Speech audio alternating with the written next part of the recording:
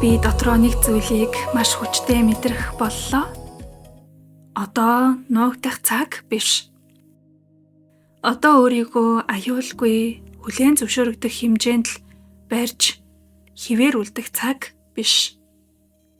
Одоо зөвхөн хүмүүсийн сонсоход амархан шүүмжлэл багтай нийгэмд аюулгүй сонсогдох сэдвүүдийн цаана үлдээд суух цаг биш. Өнөөдрийн подкастын яриаг би маш удаан дотроо хадгалсан нэг үнний төлөө илэрхийлж ярих гэж байна. Хэрвээ та надтай анх удаа таарч байгаа бол сайн байна уу? Миний сувагт тавтай морил. Би бол Марла. Би манифест, дотоод идэвхрэл, өөрийгөө үнэлэх үнэлэмж, өөрийгөө хайрлах сэтгэлгээ, энерги давтамж, даалт ухамсар зэрэг хүний амьдралд боддоор тус олох, шууд хэрэглэж олох сэдвүүдээр олон жил ярьж контент хийж ирсэн. Тэр бүгд маань бүгдээрээ хэрэгтэй байсан, одоо ч хэрэгтэй хэвээрээ. Мэдээж хүн өөрчлөлт, хөгжил, амжилтыг хүсэж байгаа бол өөр дээрээ ажиллах ёстой. Тэхийн тулд хүн дотоод шархаа таних ёстой. Хүн хуучин хэв маягаа өөрчлөх ёстой. Хүн хүссэн амьдралаа бүтээхэд хэрэгтэй дотоод тэр суурай бэхжүүлэх ёстой. Би үүний төлөө дээрх сэдвүүдээр контент хийж, сургалт бэлдээж, гарын авлага материалуудыг хангаж ирсэн. Тэгээ эдгээр зүйлс маань бүгдээрээ үнэн өөрийн гэсэн үүрэгтэй. Гэхдээ сүүлийн үед би дотроо өөр нэг том үннийг тэр үннээсээ бултаж чадгаа болсон. Бид нар зөвхөн өөрийнхөө хүслийг биелүүлэх тэр төвшөндөө үлдэж болохгүй юм байна. Бид зөвхөн би л амжилтанд хүрээд, би л баян байвал, би л эрүүл байвал гэдэг тийм төвшөнд амьдралаа гацааж болохгүй юм байна. Бидэнд өөрөөсөө цаашлах шаардлага байгаа. Яг энэ цаг үед, энэ нийгэмд, энэ дэлхий дээр яг одоо өрнөж байгаа шилжилтийн дунд би өмнө нь олон нийтэд нээлттэйгээр энэ тухай ярьж байгаагүй.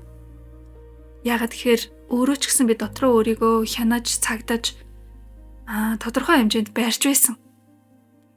Шалтгаан нь хүмүүс хэтэрхий намайг сонин гажиг гэж бодох болов, нотлогдоогүй, хэтэрхий гүн тайлагдашгүй, хэтэрхий нууцлаг юм би ярьж гин гэж харагдах болов. Би ер нь хүмүүст олон хүнд илүү таалагдах аюулгүй сэдвүүдээр л ярьсан дээр ах. Хүмүүст хэрэгтэй контент гэдэг нь амьдралыг нь илүү дээр болгох, хүслийг нь дэмжих, тийм дотоод сэтгэлийг нь идэвхтэн туслах тийм л агуулга байх ёстой. Зэргээр би өөрийгөө хязгаарлаж байсан. Яг буруу гэж байгаа юм биш. Түрүүн хэлсэнчлэн миний хийсэн зүйлс тухайн цаг үедээ тохирох хүмүүстэй үр ашгаа өгөөд явсан. Олон жил миний сувгийг дагаж өдөр болгон тодорхой бичлэгүүдийг минь өглөө оройд сонсож хэрэгэлдэг хүмүүс байгаа. Контентууд маань тохирох үүргээ гүйцэтгсээр л байгаа. Гол нь төвшнгөөр авч үзэх юм бол одоо тэр төвшөндөө л дахин үлдэх гэхээсээ илүүтэй дараагийн нэг давхарга байгаа юм. Тиймээс энийг цаашид нуухай болоод үннээ хүлээн зөвшөөрөх гэж байна гэсэн үг. Яагаад гэвэл дотроос маань өмнөх дугаар дээр ярьсан шиг миний өөрийн дотоод дуу хоолой маань уламж хангарч байна. Тэр дотоод дуу хоолой өмнө нь эвгүй гэж бодож исэн тэр хачин, нууцлаг, сүнслэг асуултуудын хариулт, асуултуудын эрэл хайгуулыг би зөвхөн өөртөө л хадгалж байсан. Тэгээ хадгалаад яваад байх нь одоо дахиж шаардлагагүй мэн. Одоо нуугдах цаг биш гэж хэлээд байгаа юм. Тэгэхээр энэ бүгдийн цаана би яг юу хэлэх гээд байна гэхээр бидний энэ амьдрал, энэ бодит байдал, энэ материалын ертөнцөөр бүх зүйл дуусахгүй, хэмжигдэхгүй. Хүний чадамж гэдэг зөвхөн сэтгэл зүй, тархи судлал, шинжлэх ухаан, бүтээлч байдал, өөртөө туслах арга зүй, бизнесийн стратеги зэрэг эдгээр одоо онол ухаанаар хязгаарлагдахгүй. Хүний нөөц чадамжинд илүү их юм би, илүү гүн утга учир би, илүү нууцлагч гэсэн танин мэдэх шаардлагатай хүч би. Тэгэхээр эдгээр сэдв рүү нэвтрэх хаалгыг би анх удаа олон нийтэд нээлттэй ярих гэж байна. Би яагаад өмнө нь энэ тухай ил тод ярьдаггүй байсан бэ? Ерөнхийдөө надад айдас байсан учраас би өөрийн нөлөөллийг, өөрийн орон зайг, өөрийн комьюнитиг аажмаар зөв, цэвэрхэн хүмүүст хэрэгтэй агуулгаар босгох ёстой гэж боддог байсан. Тэгээ энэ ч яг нэг буруу байгаагүй. Гэхдээ яг тийм гүйцэд биш байсан. Би ер нь өнөөг хүртэл хийж ирсэн бүх бүтээлүүд дээр дандаа манифестийн тухай ярьсан. Хүний дотоод чанар, далд ухамсар, энергийн давтамжтай бодол мэдрэмжээ өөрчилбөл амьдрал нь өөрчлөгдөж болдгийг ярьсан. Өөрийгөө ангаах, эдгэх тухай ярьсан. Өөрийн дүр төрхөө өөрчлөх, шинэ айдентити рүү шилжих тухай ярьсан. Гэхдээ энэ бүхний цаана би өөрөө нэг зүйлийг одоо бодох нэ жоорлоод л яваад исэн юм шиг. Өөрөө дотроо л илүү гүн сэдвүүдэд татагддаг, судалдаг байсан. Ухамсарын шилжилт, сүнслэг сэрэлт, энергийн өөр түвшнүүд бидэнд нүдэнд харагддаг ертөнцөөс цааших давхаргууд, эртний мэдлэг, акашийн товчон, алхим, квант ертөнц, хүний бодол, энерги, ухамсар, материалын бодит байдалтай яг яаж холбогддог тухай илүү нууцлаг асуултууд. Би эдгээрийг зүгээр танин мэдхүү сониуч зангаар нэг өдөр сонирхож эхлэегүй.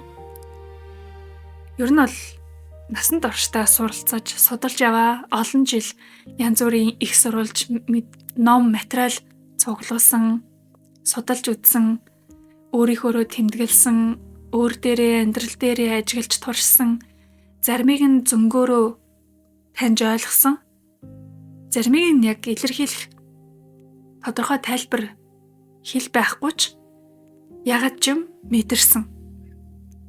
Гэхдээ яг олон нийтэд ярих болохоор нэг л бэлэн биш. Өөрийгөө буцаагаад нэг тийм өнгөн аюулгүй давхарганд аваачдаг.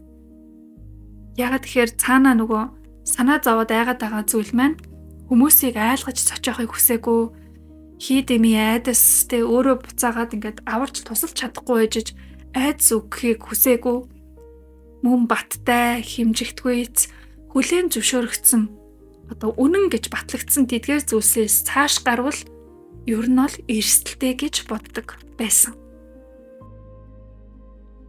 Дандаа өнгөрсөн цаг дээр ярьж байгааг маань анзаарсан байх. Тэгэхээр байсан байх нь одоо би нэг зүйлийг илүү гүн ойлгож аваад байна. Зөвхөн аюулгүй сэдвээр ярих нь өөрийнхөө үннийг дагаж байгаа хэрэг биш. Заримдаа хүн бусдад таалагдах, буруу ойлгогдохгүй үлдэх гэж хичээхдээ өөрийнхөө хамгийн үнэн дуу хоолойг дарж эхэлдэг юм байна. Магадгүй би яг одоо тэр зэгт ирчихсэн байна. Бид зөвхөн өөрийгөө боддог тэр төвшнөөс цааш явах хэрэгтэй байна. Хүмүүс миний бичлэгүүдийн доор харангүй гоё сэтгэгдэл их бичиж үлдээдэг.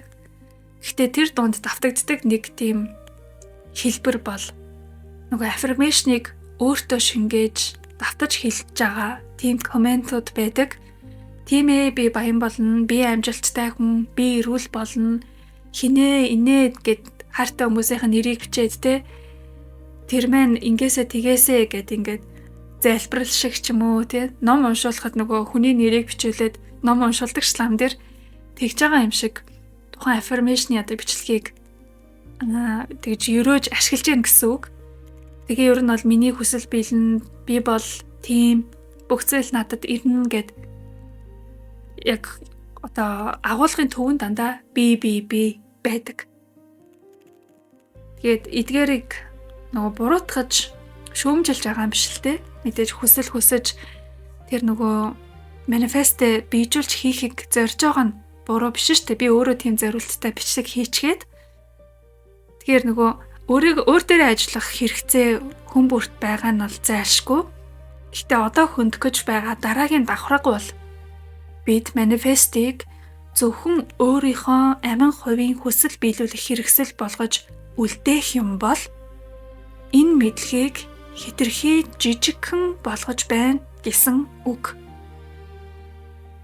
Хэрвээ бид сүнслэг өсөлтийг зөвхөн би илүү тайван болъё, би хүссэн хүний амьдралдаа дуудая, би л мөнгөтэй болъё гэдэг хэмжээнд барьцгаад зогсох юм бол илүү том, ариун, байгальтай дотоод дуудлага алдаж магадгүй. Яагаад гэхээр өнөөдөр энэ цаг үед зөвхөн хувийн амжилт, хувийн эдгэрэл хангалтгүй болоод байна. Бидний нийгэмд юу болоод байна? Хүмүүс илүү их зүйлдээ, илүү их юмыг амьдралтаа хурааж хуримтлуулад олж аваад байгаа мөртлөө дотроо хоосроод байна. Мэдээлэл асар их байгаа мөртлөө ухамсар нь багасаад байна. Entertainment, зугаа цэнгэл, хөгжилтөө байдал тоо томшгүй, хэрглэж баршгүй их болоод байгаа мөртлөө дотоод агуулга нь нэмгэрч байна. Технологи хөгжсөн мөртлөө ухамсар дагаж өсөхгүй байна. Ийм үед бид нар зөвхөн бие л сайхан амьдрал боллоо гэж бодоод үлдэж болохгүй юм байна. Би биш. Бид хэрхэн сайхан амьдрах вэ? Бид ямар ухамсартай амьдрах хэрэгтэй вэ? Бид энэ дэлхийд ямар чанарыг авчрах вэ? Өөрийн сүнсний үүргийг яаж таних вэ гэдэг рүү орох шаардлага улам бүр нэмэгдэж байна. Тиймээс өнөөдрийн дугаартаа би манифестыг зөвхөн хүслээ хэрэгсэл биш, илүү том сэрэлтийн хаалга гэж харж эхэлсэн талаараа хуваалцахыг хүслээ. Өмнөх подкастын дугаараар би чи эвдэрсэн биш, чи хуучин амьдралдаа багтгаа байсан гэж ярьсан байгаа. Хэрвээ та тэр дугаарыг сонссон бол энэ яриа маань түүнээс цааш ахиж байна гэж ойлгоорой. Тэр дугаарт бид яагаад амьдрал нэг л эвгүй, давчуу, зохио байсан мэт санагддаг тухай ярьсан. Хуучин орчин, хуучин яриа, хуучин дүрчин таныг яагаад дотроо тэсгэ болгоход хүргэсэн бэ? Харин өнөөдрийн дугаарт тэр мэдрэмжийн цаадах илүү гүн шалтгааныг хөндөж байна. Зарим эвгүй мэдрэмж бол сэтгэл зүйн төөрөгдөл биш. Зарим дотоод шахалт, зүгээр burnout, гүн ядаргаа биш. Зарим давчуу мэдрэмж бол амьдралаа арай өөрчлөх хэрэгтэй байна гэдгээс цааш гүнзгий зүйл байдаг. Тэгэхээр энэ бүхний цаана бидний дотоод дуу хоолой түүнийгээ анхааралтай, нухацтай сонсож эхлэх хэрэгтэй юм байна гэдэг ойлголтыг бол бид авсан байгаа. Тэгээд бодоод үзсэн чинь тэр дуу хоолой чинь танд ингэж өгүүлж ээж болно. Би зөвхөн энэ дүрээрээ амьдрах хүн биш. Би энэ ертөнцийг гаднаас нь харж байгаа хүн биш. Үүний цаадах утгыг мэдхийг хүсэж байна. Би өөрийн сүнсний дуудлагыг олж таних хэрэгтэй. Би зөвхөн амьдралаа засварлаж, сайжруулах биш, илүү том түвшинд сэрэх ёстой. Философинч гэмээр гүн асуултуудыг та өөртөө тавьж эхэлсэн байж магадгүй. Тэр байнгын бодол асуулт донд өөрийгөө бодлоод байна гэж эргэлзэх хэрэггүй. Харин доторчин унтарсан байсан тэр нэг мэдлэг, нэг ухаан, нэг тэр далд ухамсар сэрж эхэлсэн байгаа юм байна гэж тайвнаар хүлээн аваарай. Хүн дотроо үннээсээ удаан зурж амьдрахаар эхэндээ зүгээр л маш их ядралтууд мэдрэгддэг. Бие махбодын сэтгэл санааны амьдрал болохгүй зүйл байхгүй, бүх юм окей, хэвийн энгийн байгаа юм шиг хэрнээ өөрөө ирэхгүй нэг туйлдаж ядраад залхаад байдаг. Урд нь тэсдэг байсан зүйлсээ тэсгэ болж байна. Эцэст нь дотроос нь хүчтэй эсэргүүцэл босож эхэлдэг. Тэгээд тэр нь би ер нь үнэндээ хэн бэ гэдэг асуулт болж хувирдаг. Тэгэхээр энэ асуулт бол зүгээр одоо юм сонирхолтой сэдв сониуч зан хөдөлж байна гэж өнгөцгөн ойлгож болохгүй. Сүнсний сэрэлтийн эхлэл байдаг юм аа. Та энэ амьдралд зөвхөн нэг ээж, аав, ажилтан, бүтээгч, бизнес эрхлэгч, эрэгтэй эмэгтэй хүн нийгмийн нэг эд эс юм байна гэдэг тийм дүрээр амьдрах биш. Түүнээс өөр агуулга юмаа гэдгээ зөнгөөрөө мэдэрч эхлэх үе. Тэр үед таны хуучин таньдаг байсан, ойлгож мэдсэн бүх ойлголтууд хангалтгүй санагдаж эхэлдэг. Хүмүүсийн яриад идэг амжилтын хэлбэрүүд танд сонин, чухал байхаа болж эхэлдэг. Яагад гэвэл дотор чинь илүү том асуулт нэгдэж байгаа. Би энэ амьдралд яг яах гэж ирсэн бэ? Миний сүнсний чиглэл юу вэ? Би ямар мэдлэгийг эргэж санах ёстой вэ? Би юунд бэлтгэгдэж байна вэ? Хүний чадамж үнэхээр бидэнд зааж өгсөн хэмжээнээс их байж болох уу? Энэ үед хүн гадагшаа хит их тайлбарлаж өөрийгөө илэрхийлж чаддгүй. Гэхдээ дотроо яагаад ч юм мэдээд л байдаг. Тэр мэдрэмж нь би өмнөх шигээ байж чадахгүй юм байна. Би буцаад хуучин хിവэрээ амьдарч чадахгүй. Хаалга нэгэнд онгойчсон гэж мэдрэгддэг. Тэгэхээр та тэр хаалгыг нэгэнд мэдэрчихсэн бол буцаагаад хааж амьдрах нь угаасаа бараг боломжгүй, маш хэцүү болдог. Хүний чадамжийг зөвхөн сэтгэл зүйн тарих судлалаар барихаа болох хэрэгтэй. Энэ хэсэг яг миний одоо илүү зоригтой хэлэх ёстой гэж бодож байгаа хэсэг. Сэтгэл зүйн шинжлэх ухаан хэрэгтэй юу? Хэрэгтэй. Тарих судлал хэрэгтэй. Бусад ер нь чухал одоо судлагдаж байгаа батлагдсан шинжлэх ухааны онолууд хэрэгтэй. Эдгээр нь хүний хөгжлийг ойлгоход үнэхээр тусалдаг. Гэхдээ хүний чадамж эдгээрийн тайлбарлаж байгаа хүрээгээр дуусах ёсгүй.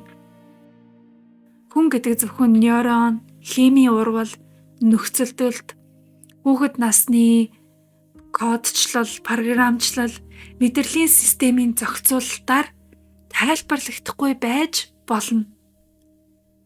Тэндээс цаашлаад тэгвэл юу байгаа юм? Сүнс үнэхээр байгаа мó? Санах ойгоос цааш мэдлэгийн талбар байна уу? Хүний ухамсар үнэхээр олон давхрахтай юу? Энерги үнэхээр бодтой байж болох уу? Энэ эд шидүү үгүй юу? Бид зөвхөн бид оршихуугаараа бос илүү өргөн мэдээллийн талбартай холбоотой юу? Эдгээр асуултуудыг сонирхох нь, энэ асуултыг өөртөө болон бусдад тавих нь яг үнэндээ солиорол биш. Хоосон хид эми хувил таны онол хөөж яваа хэрэгч биш. Харин эдгээр асуултуудыг тавих нь хүний танин мэдхийн дараагийн шат байж болно. Би үнийг эцсийн үнэн угаасаа яг баттай гэж тулахгүй. Гэхдээ ямар ч байсан би үнийг бол хүний хөгжилд зайлшгүй тавигдах ёстой асуултуудын нэг гэж итгэлтэй хэлнэ. Хэрвээ бид зөвхөн батлагдсан зүйлийн хүрээнд сэтгэсээр байвал батлагдахаас өмнө оршиж байсан бүх мэдлгүүд яг хайчсан болох вэ? Хэрвээ бид зөвхөн хэмжигддэг зүйлсийг л зөвшөөрсөөр байвал хэмжигдэхээс өмнө мэдрэгддэг үнэнүүд хаачсан хэрэгвэ? Эртний соёл эрхэншлүүд юу мэддэг байсан бэ? Яагаад тэд ухамсар, тэмдэг, энерги, оддын нөлөө, додоод хувирал, ариун нууцын тухай ярьж байсан бэ? Яагаад дэлхийн өөр хэсгүүдэд өөр цаг үед бие биенээ мэдгүй байсан хүмүүс ижил төстэй сүнслэг бүтэц, ижил төстөө нууц мэдлэгийг үлдээсэн бэ? Энэ бүхнийг би овоо хэдэн жил дотроо өөрөөсөө асууж хайж ирсэн. Бас судалж олон хариултууд олж авсан болохоор ингээд та бүхэнд зөвлөөд гэх юм уу санал олгоод хуваалцаад сууж байгаа юм аа. Би хүмүүст зөвхөн чихэнд нь аятайхан сонсогдох үгс хилээд үлдэхийг цаашид хүсэхгүй болсон. Харин хатууч гэсэн үнэн үгсийг бас хэлэх ёстой гэдгийг өөртөө хүлээн зөвшөөрч байна. Зарим хүмүүс сонсхийг хүссэн үгээл сонсмоор байдаг. Бараг зориудаар сонгож сонсдог. Та гоё зүйл хүсэж олно мэдээж. Окей. Та эерэг зүйл бодож олно. Бүх зүйл эерэг бодлын дагуу ирнэ. Окей. Та өөртөө итгэж болно. Өөртөө итгээд л амжилтынхаа төлөө үздэг. Окей. Эдгээр үгс хэрэгтэй үе амьдралд тохиолддог. Гэхдээ окей байлаа гэд энэ нь бүх үед хангалттай гэсэн үг биш. Заримдаа бид нар өөрийнхөө хэв хэмжээнээс цааш алгах шаардлагатай болдог. Заримдаа бид нар зөвхөн хүсэлтэй биш, үүрэг түүндээ баригдаж сэрэх шаардлагатай болдог. Зарим үед хүмүүс зөвхөн өөрийн жаргалт биш, илүү том зорилгын төлөө оролцохоор дуудагддаг. Тиймээс би цааш ахихийн тулд илүү гүн гүнзгий ярьж түрүүний эвгүй сонин нууцлаг гэсэн сэдвүүдийг нээхээр шийтсэн. Тэгээд миний шийдвэрт мэдээж хүмүүсийн сониуч байдал, дэмжлэг, хайр хэрэгтэй. Гэлээгээд бүх хүмүүсийн зөвшөөрөл хэрэггүй. Яагаад бүх хүмүүсийн зөвшөөрөл хэрэггүй гэхээр миний үүрэг хүн бүрт таалагдах биш. Миний үүрэг бол зөв хүмүүстэй дохио өгөх, дамжуулалт хийх. Хэрвээ та өөрийн сүнсний дуудлага олмоор байвал энэ амьдрал дах ганц дүрээс цааш би үнэндээ хинбэ гэдгээ судалмаар байвал илүү хүчтэй, илүү хурдан манифест хийдэг, энерги хуургаж чаддаг хүн болмоор байвал одоо хүртэл мэддэг бүхэндээ баригдаж үлдэхээ болох цагчин болсон байж магадгүй. Та бүгдийг айлгаж төгшөөр зарлах гэсэн юм биш. Зөвхөн хэрэгтэй хүмүүсийгээ дуудахын тулд энэ бүхнийг ярьж байгаа юм аа. Тэгээд би шийдсэнийхээ дагуу магадгүй дотоод дуудлагаа илүү хүлээж авсныхаа дагуу эдгээр сэдвүүдийг Patreon дотор илүү нээлттэй ярьж эхэлсэн. Ягаад гэхээр Patreon community-гээ би илүү гоё гүн гүнзгий өөрийгөө нээж хуваалцах орон зай байлгахаар анханасаа төлөвлөсөн. Тэгээд энэ маань яг хаалттай, гишүүнчлэлтэй хувийн гэмээр орон зай учраас илүү хамгаалагдсан байдаг. Илүү үннээрээ тайван байж болдог. Тэгээд өөрт маань хоримтлагдсан олон мэдлэг мэдээллийг зэгцтэй, дараалалтай өөрийнхөө чадах хэмжээгээр дамжуулъя гэж зорж байгаа. Үүнд сүнслэг сэрэлт, өөрийн үнэн рүү ойртох, ухамсарын шилжилт, илүү нууцлаг мэдлэгтэй ажиллах, бэлтгэл, энерги зөв авч явах, манифест хийх дотоод төлөв, квант ертөнц, сүнсний ертөнц. За тэгээ цаашлаад бүр хар гариг. За сүүлийн үед их яригдж байгаа нэг ухамсарын шилжилт хийгдэх те. Дэлхийн ертөнцид яг юу болоод байгаа вэ? Тайлагдашгүй нууцуд, хувилдааны онол гэдэг ойлголт мэдээллүүд зарим нь бүр одоо маш ид шидэнч гэмээр эсэргүүцмээр худлаа айлгуудэ гэж хэлмээр тийм хэмжээний мэдээллийг нуухай болоод би ингэж сонслоо, сурлаа, судаллаа, хүлээж авлаа, бас ингэж итгэж байна гэдгээ үннээр нь хуваалцъя. Ингэж л шийдсэн байгаа. Магадгүй миний энэ өөрчлөлт танд гинти санагдаад дотор чинь нэг өөрөө ирэхгүй дургуйцэл, эсэргүүцэл төрж байгаа бол энэ байж болно. Би ойлгож байна. Гэхдээ магадгүй тэгтлээ их одоо эсэргүүцэл, цугулдал одоо юу гэдэг нэг тийм дотоод зөрчил мэдрэгдэж байна гэдэг чинь энэ дотор чинь байгаа нэг үннийг оноод хөндөд байгаа учраас тэгтлээ их хүчтэй сэтгэл мэдрэмж төрөөд байгаа юм биш үү? Нэг тийм хатгаас ижин очиж хөндөд байгаа. Тийм болохоор тэр яг энэ хэрэгтэй юу, сониуч зан уу, эсвэл яг үний юм яриад байна уу гэдэг мэдрэмжээ та хараахан таньж барьж аваагүй. Гэхдээ л нэг юм хөндөд байгаа. Тэгэхээр та энийг шууд өгөөсгөх, зүхтаах хэрэггүй. Заавал надаас биш ч гэсэн өөр олон их сурвалжууд одоо энэ мэдээллүүдийг нээлттэй YouTube дээр цахим орчинд хуваалцж байна. Тэгээд хэрсүү байр сууриас хандаад сонирхоод судлаад л үз. Алийг нь шууд итгэж дагаар ор шүт гэж хэлж байгаа юм биш. Энэ юу гэдэг нь, тэр юу гэдэг нь, яагаад эдгээр энэ талаар яриад байна? Миний мэдхгүй тэр нууцлаг ойлголт мэдээллүүд хорвоо ертөнцийн юу нь яг юу явагдаад байна? Судлаад сонирхоод үз. Тэгээ энэ амьдралд чинь маш ач холбогдолтой учраас би ажилдаа байна, би амжихгүй байна, би завгүй байна гэж тийм хойрог хандах сэдв бол ерөөсөө биш шүү. Тэгээд эсэргээрээ магадгүй энэ таныг маш их татаад ашгүй дээ.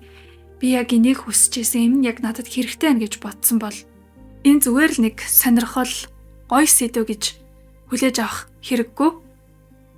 Илүү нухацтай авч үзэж үйлдэл хийгээрэй гэж хэлгээд байгаа юм. Зарим яриа агуулгыг хүний оюун ухаан сонсдог. Харин зарим яриаг таны сүнс таньж хүлээж авдаг. Тиймээс та би яг ийм зүйлсийг дотроо мэдэрч байсан. Би энэ талаар илүү гүн сонсмоор байна.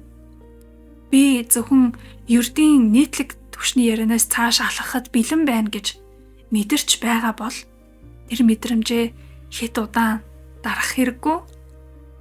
Зоригтой үйлдэл ав. Гэхдээ нэг их тийм хүчтэй зориг, золиос эрсдэл шаардаад байгаа юм байхгүй шүү дээ. Санаж байдлаа дагаад ч хамаагүй зүгээр судлаад үз. Мөн дээрээс нь миний Patreon community руу ормоор байгаа мөртлөө за дараа нь болъё. Дараа нь оролдъё. Төвхтэй юм шиг байна. Одоо биш гэж хойшлуулад байдаг хүмүүс би. Тэгээд өмнөх дугаарыг магадгүй сонсоогүй хүмүүс байвал энэ удаа бас давтаад сануулах шаардлагатай байна. Patreon community гэдэг маань Patreon гэдэг сошиал медиа платформ дээр миний үүсгэсэн юм хаалттай групп гэдэл ойлгочих. Тэр хаалттай группт орохын тулд та мэдээж Patreon гэдэг тэр платформын өөрийн гэсэн аккаунт буюу бүртгэлийг үүсгэн. Тэгээд гишүүнжлийн төлбөр $11 төлбөрөө төлөөд нэвтэрч орох эрхтэй болтго юм аа. Тэгээ яаж нэгдэх, яаж ашиглах талгаар ойлгомжтой заавар буюу бичлэг хүртэл би бэлдээ тавьсан байгаа. Та зүгээр яг шийдвэрээ гаргасан байх юм бол асуудлын учрыг бол дороо л олно.